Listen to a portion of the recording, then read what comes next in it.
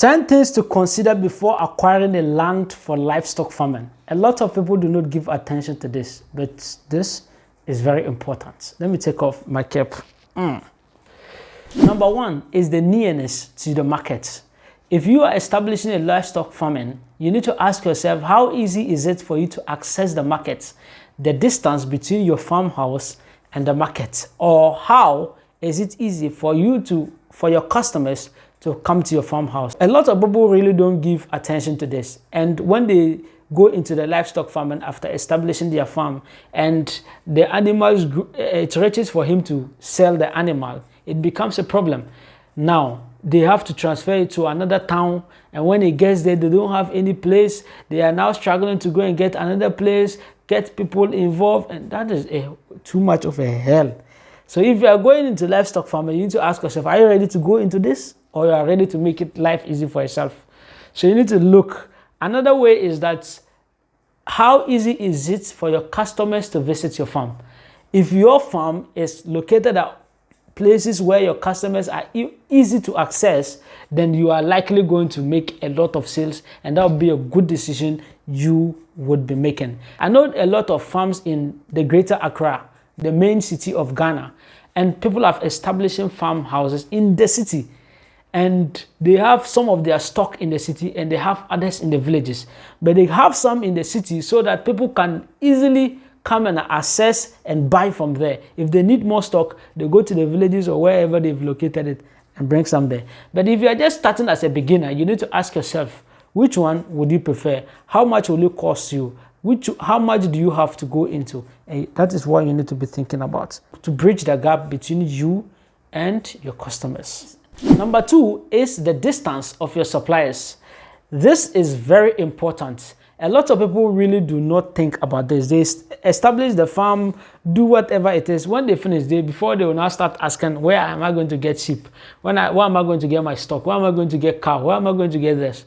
That is a very wrong idea. If you are going to establish a farmhouse, you need to start thinking, where am I going to get my supplies from? Where am I going to get my stock from? And how easy is it for it to be transported from where my supplies are to my farmhouse? I think if you think and look deep into it, you'll be reducing a lot of cost, because sometimes you go and buy stock from a supplier. Let's say you buy a cow, a baby cow, 2,000 Ghana cedis.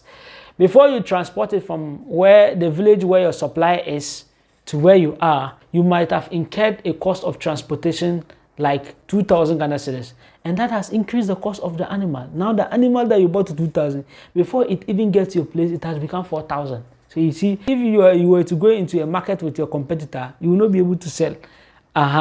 So you need to think how you'll be able to bridge the gap between you and your suppliers. Sometimes I'm not just talking about the distance, but you need to look at how easy is it for the animal to be transported from a supplier to your farmhouse. And that brings us to the third point. Number three is the road network.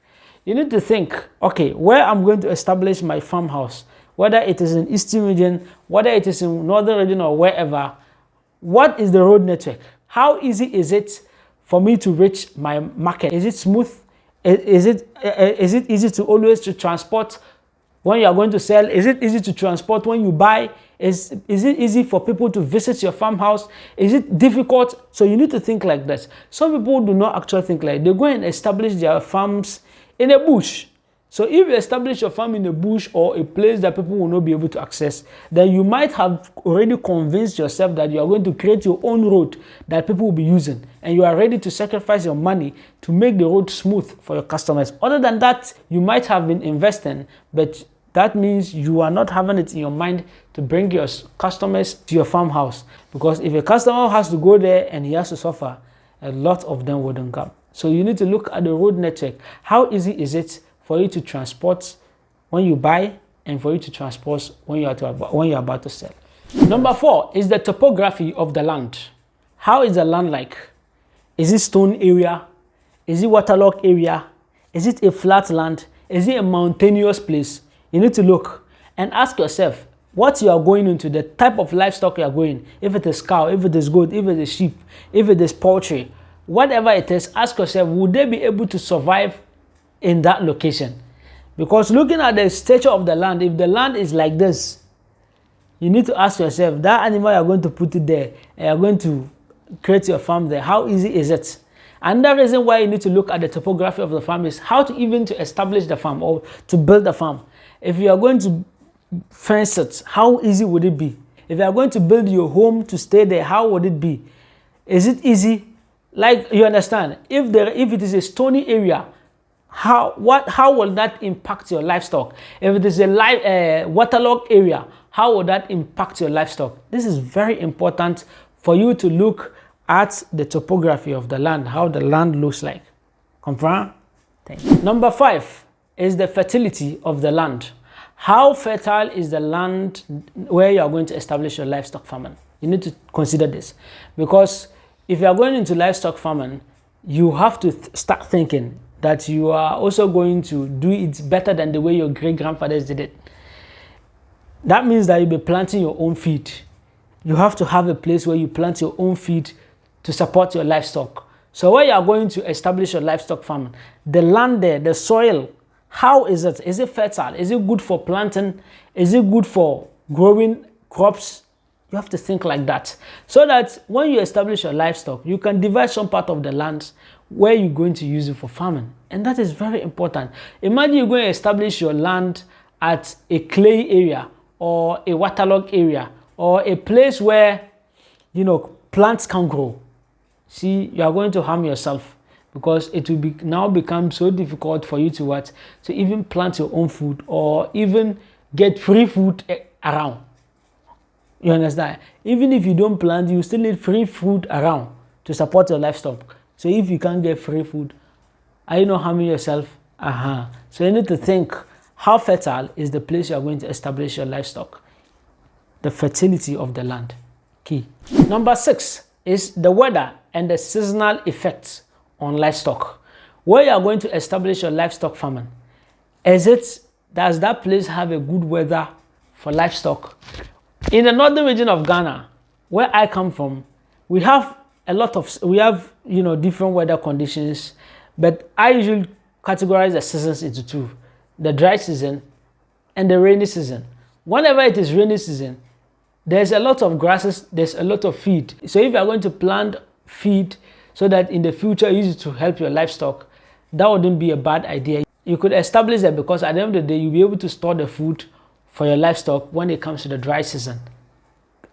But if you are not going to be, if you are a part of people who are not going to be planting, you are not going to be doing your own feed for your livestock, then you might have think about establishing yourself in some part of eastern, western, or maybe the southern part of Ghana, because those places is always all weather. Grasses always grow in all weather, and you can always get feed to support your livestock. So you need to think. But dry season in the northern region is not easy. It's drought. All the grasses will be dried up. There will be bushfires. So it becomes difficult for you to feed. A lot of people even have to transport their livestock from one region to another. Why? Because there's no feed at their location. So ask yourself, where you are going to establish your livestock, the weather condition, is it favorable in all times for your livestock? Number 7 is closeness to water source. This is very important. And again, this is different from establishing your livestock at waterlogged area. If you're going to establish your livestock farm at a waterlogged area, that is not a good idea. But if you establish your livestock farm at a place where it is closer to a river, it is closer to where you can get water source to support your livestock farming, then that is a good idea. A few days ago, I had a phone call from someone, and he even gave me an idea to start this video. He needed a land, and one of the things he was asking was the closeness to water source, because he was interested in irrigation. How would he be able to get water to irrigate, for farming of crops, for feed for livestock, and even to plant food for he himself or the person that will be taking care of the livestock. This is an important thing you need to look at. Look at the distance between your farm and then the river. How easy would it be for you to get water from the river to your farm? The connection, you need to think like that. So if you're able to establish a livestock farm where it is not so long from where the distance is not so long from the river to the farm, then that would be a plus. Another thing is that if you don't have a water source close, like a river or something close, you might have also think of establishing your farm at a place where if they drill a borehole, you can get water. If they want water from the ground to serve as a main source, that you can always get water to your own farmland. And that is how you need to look at it. So water is very important. Water is very important for livestock, and that is one thing you should never undermine when you are looking for a location for your livestock. So look for a place where you can easily get water for irrigation. Look for a place where you can easily get water for crop farming. Look for a place you can easily get water for your livestock. Number 8 is your ability to get human resource. Is it easy to get people to employ? Because a lot of youth today do not want to go into farming, and they actually, want white-collar job. You understand? So if you are locating at a place, ask yourself, how easy is it to get human resource? Are you going to bring them from a certain village to come there and sleep? You have to think like that, because the livestock farming, you alone can't do it. It will get to a time you will need to travel. It will get to a time you need support, like need workers in your farm. You also need veterinary service. So the location you are now, how easy is it to get a veterinary? How to get people to support offloading of livestock, going to get feed and things. These are very important keys you need to start looking at. So how easy to get human resource is also an important thing you need to look at when seeking a location for your livestock. Number 9 is security. A lot of people don't actually take care of this, but without a good security, your livestock farming could just be destroyed once. Because you are going into a farming where you know that a lot of people's eyes are on you and your farm.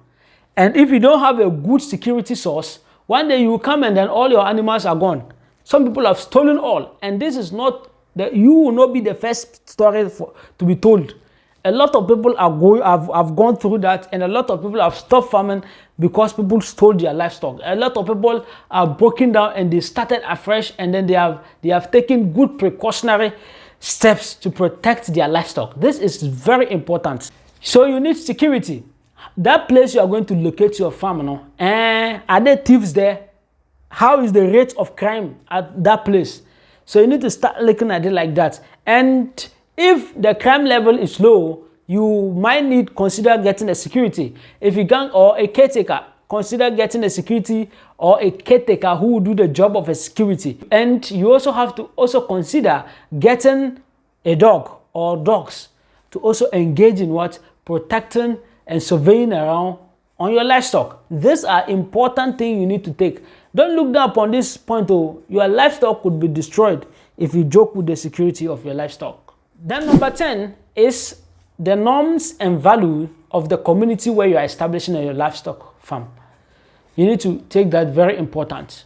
In some communities, they don't allow pig farming. In some communities, they don't allow cow farming. In some communities, they don't allow some type of farming. So you need to make that kind of enquiries. In some communities, when you farm and it is at the end of the year, there is an amount or something you need to give to the chief. You need to ask yourself, what is there? In some community, they have norms that if someone is going to this type of farming, this is what they do, this is what they do, so that they will be safe. So you need to look, what is the norms here? What are the values here? Are you able to comply? Will you be able to comply? Would it be suitable for you? Would it affect your livestock or not? Ask the community people. Ask people who like you. Ask so that you get told and you wouldn't put your livestock farm in a danger. Also ask things that are acceptable in the town so that you don't step on the boundaries of the community. Because the community, they are those who can make and break you. If you get a community where they like you, then your livestock farm is likely going to progress. But if you get a community where they don't like you, or they don't like people who are going to livestock farming, or you yourself, you don't know how to carry yourself about the community, respect the elders and stuff, boom, know that your livestock farm will not keep long. These are the 10 points I have to share with you. If this video actually made a lot of sense and it has been impactful, kindly subscribe to my YouTube channel. Share this video for a lot of people who wants to go into livestock farming to benefit from. By the way, I am Imo Sadat and I'm in Ghana. Assalamu alaikum.